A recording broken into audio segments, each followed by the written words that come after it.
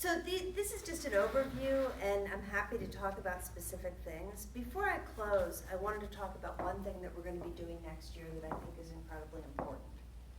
I'll spend a little bit more time on this. As you all know, the cost of education, and you mentioned it, is something that is a huge burden to many American families. And one of the biggest problems that students face, and again, I talk to the students, I talk to their families, is the burden of loans, right? Students do not want to graduate with debt. If they do have debt, it shapes their career prospects, it shapes what they think they can do in the future. And right now, Brown currently has incredibly good financial aid for our lowest income students, right? If your family has an income of $60,000 or less, or $100,000 or less, you go to Brown on a full scholarship. And that's right, that's as it should be. And Brown looks very much like other universities in that respect, right? Our peers, we're all doing the same thing. When you get to the next tier of students and their families, and these are families who, their parents are teachers, they're nurses, they're doing, the lights are going out. And, so these are families that are not getting full financial aid, but going to college costs a lot of money. And right now, Brown has loans in the financial aid packages. Increasingly, our peers, our aspirational peers, many of whom have larger endowments than we do, are offering packages that don't have loans. We are losing the best and brightest students in this group who want to come to Brown, and they're going to other places really for financial reasons. Now, when you think about it, this does really bad things to the university, right? What it means is that we have a more polarized student body. We have a lot of low-income students who are brilliant and wonderful. We have higher-income students who are brilliant and wonderful, but we're missing the middle. Look at what's going on in this country, right? If you don't have the middle to kind of glue the two sides together, you're not going to do very well. So we've been looking at this really carefully. We decided that it is time for Brown to say loud and clear that we are not going to have loans in our financial aid packages anymore, right? And I think it's going to have a huge impact on the university. It's a lot like saying what we did in 2006, that we will be need blind. Now, this is a big financial commitment. When I talk at Brown Club events, this is not a fundraising pitch, but it is and it isn't, right? This is something that you will hear about in the fall. So I'm giving you sort of a preview of the campaign to come, which is what I want to do is I want to engage the entire Brown community in a sort of grassroots, many people being involved to let us develop the resources we need to eliminate loans in the packages for our students. My hope is that this is something that will drive really broad participation in the Brown Annual Fund. We need a lot of small gifts, we need some big ones too. But if we can do this and we can do it well, by December, before students who apply to Brown have to make decisions for next year, I want to be able to make this change. I think it's the right thing to do. I think it'll be good for Brown. So that's something that's on the agenda for next year that, in addition to all of these other academic initiatives, I'm very excited about. And I'd love to get feedback from you, maybe during the Q&A, but maybe you'll just give me some advice, which I always like, which is, one, do you think this is a good idea? Yes. Okay, good. And two, how can we, I think what often happens with these things is people think this is a great idea, but I can't make a difference, right? And so how do we really push this out in a way that inspires and engages a very broad cross-section of the Brown community? So that's my big plan for next year. With that, what I want to do is close and get to the Q&A. But before I do that, I just want to thank all of you. I know that you're all here because you care a lot about the university. There's some students here, some incoming students, parents, alumni, and you give back in so many different ways. This isn't just about fundraising. This is about alumni interviewing. This is about supporting students who are doing internships in Southern California in this area. It's about simply telling people what a great place Brown is, right? And it really is a wonderful university. So, you know, I need your advice, I need your support, and I want to thank you for everything you do. And I want to take your questions and get your advice right now. So I will stop. Thank you very much.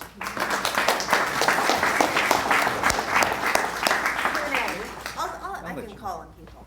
I taught classes for 35 years, yeah.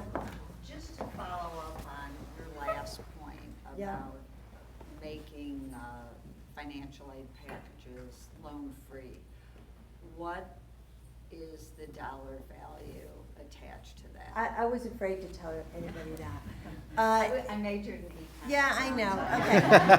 So the endowment needed to support this is $100 million, right?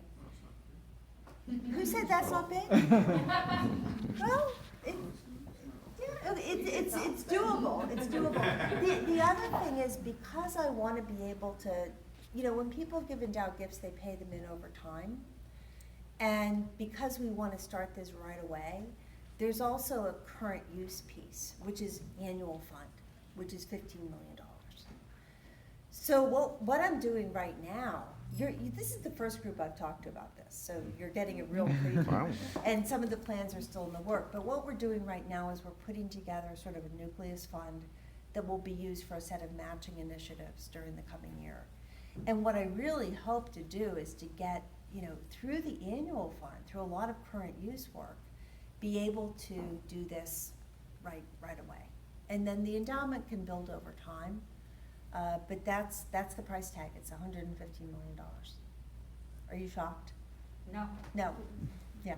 I actually thought it would be higher. No, it's not. It's not. You know, and this is part of the campaign overall. We have a goal for financial aid, but I think this particular thing, you know, I think about this as sort of a campaign within a campaign. Push on it really hard and just make this happen because we need to do it. So thanks for the question. Just as one more follow-up to that, what is the income level that this would serve? Because you said 100,000 and below already. This is really, a lot depends on family size, because when you do the financial aid calculations, it depends whether people have other children at school, so it varies. But this is really $100,000 to $175,000 a year. So these are middle income, moderate income families where they cannot afford $60,000 a year in tuition and fees. They need financial aid. And, you know, I heard a story earlier today of a family who, from this area, whose daughter got into the Brown RISD dual degree program, which is one of the hardest programs. The admissions rate is 2%, right? It's incredibly difficult to get into. And declined the offer simply because they didn't feel like they could swing the loan debt. And I think that's a tragedy, because this is a student who wanted to come to Brown and couldn't. So, yes. I'm really surprised, and I must say I'm pleased to hear that ROTC's coming back to campus. Yes. When I was there, they were dropped off campus. I know. Wow. What It's happened? 180 degrees different. How nice. Well, you know, I actually like ROTC. Some people here may disagree, but I think, and it's kind of ironic, I was raised as a Quaker, right? I'm not supposed to like the military, but there you go. I think that we need Brown people in across the breadth of public service, and that includes the military. And I've gotten to know our increasing number of student veterans and our ROTC students. They are terrific. For a while, you know, the initial opposition to ROTC had to do with the war, Vietnam War. But then it really shifted to the military stance on LGBTQ members of the military. And that was, Now, under Clinton, that changed. And actually, as of a year ago, now trans individuals can come into the military too. So all of the reasons that were there to not expand ROTC had disappeared. And it was interesting because we went in, the faculty had to vote on it, and one person voted against it. And that was somebody who was a lefty left over from the Vietnam. Yeah, so I'm very happy with it. Yeah. I hope there are no old lefties. But anyway. Yes? One comment and then a question. The comment is, a lot of us do interviewing. You were talking about Yeah. admission rates. Yeah. And we look at a lot of kids and they're really talented. I'd ask you to give Orange County a break. You know, talk to the dean of admissions, let more kids in from Orange County. We need the help. We need to know there's some love out here for us. Yeah. I was going to talk about freedom of speech, and I don't know how to even articulate that, so I'm going to take it in a different place. I'm told that Brown has the second largest D1 athletic programs in the United States, just behind Harvard, and that it's clear that there's been a deterioration of performance on most of the D1 athletic programs at the university over the last couple of years. I've read some reports about that. I think that's mixed, but. Okay, well, last year I went to the NCAA lacrosse championship. It was great, right? Sat next to Chris Berman, and he is one of the craziest human beings in America. But that notwithstanding, do we have, are we trying to do too much in the smallest university is my question. So, boy, you asked about like a lot of different things right there, right? So do you want me to go back to some of the freedom of speech issues, or what was the first thing you mentioned? No, I was just talking about. Oh, give us a Orange break. County Give us a break. break, yeah. What do we have, about you know, a we have the lowest admissions rate last year than we've ever had. Yep. California is now the single biggest sending state to Brown, right? Bar none. It passed New York several years ago.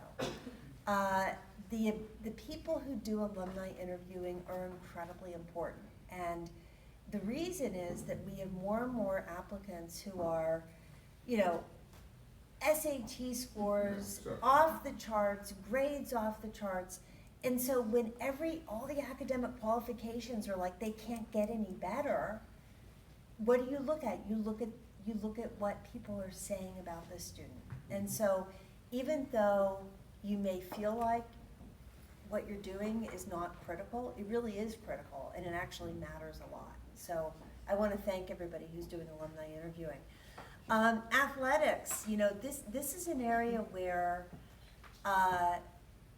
frankly, the changes in financial aid that I'm talking about for these moderate income families will have a big effect on our ability to recruit the best athletes. Because a lot of those kids, and I've had students who come and they sit in my office with their families. The coaches know me, they send people my way, and they're saying, okay, I can go to the University of, name your favorite state university for this much money, or I can go to this place and I can get a full merit scholarship. And Brown, I look in the financial aid calculator, this isn't gonna work. And what I do is I say, look, you're not making an investment in 4 years, you're making an investment in a lifetime. And over a lifetime, the education you get at Brown is gonna be worth every penny. But I say that knowing that it's still gonna be very tough on these families. So I do think that financial aid is a big part of it. I actually increased the number of recruiting slots. It went from 225 down to 210, and now it's back up to 225. Some of those recruiting slots that were restored are for kind of a special, I worked out a deal with the athletics director, who I really like, which is the last 10 of them are to be used for academic high flyer athletes who are very, very difficult to get, very competitive. We're competing with Harvard and Princeton and other schools for those students. So I think if we do some work on the financial aid, I think if we're strategic about how we use our admission slots, I think we can do better. The other final thing I would say on that, and I'm sorry if I'm talking too much about athletics, is In our academic strategic plan, we realized very consciously that we couldn't invest in everything at once. We had to be careful, we had to pick and choose. And so if you look at the strategic plan, you see that we've identified very specific academic areas where we're making investments. Not that we're not paying attention to other things, but those are the growth areas. And, you know, as hard as it is, we have to approach athletics the same way, everything the same way. And so, you know, if you look at women's basketball, if you look at men's lacrosse, we have incredible teams. But we're not going to be good in all 38 of our varsity sports, not at that level. So, Thank you. yeah, you're welcome. Yes, other questions?